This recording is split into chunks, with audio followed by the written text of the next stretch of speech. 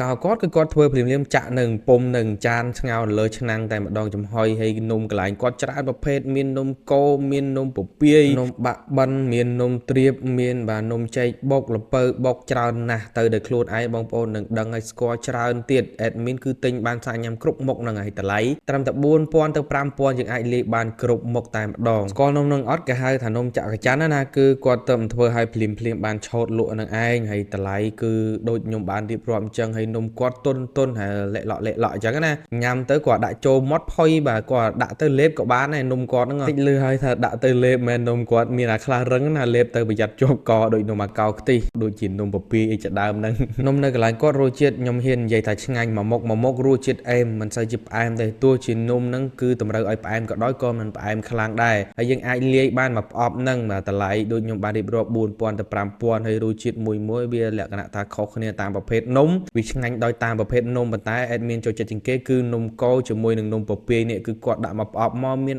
ដូងហើយបន្ថែមជាមួយនឹងល្ងញ៉ាំទៅឈ្ងុយល្ងឈ្ងុយដូងហើយមានស្នូលសណ្តែកនៅខាងក្នុងហើយប្រភេទនំអាកោគាត់ក៏មានពីរប្រភេទដែរមានអាប្រភេទខ្ទិះនិងអារសជាតិដើមណាតែខ្ញុំដឹងឲ្យយករសជាតិខ្ទិះអែមណាស់ឈ្ងុយខ្ទិះដូងដាក់មួយម៉ាត់មកជាតិខ្ទិះហើយ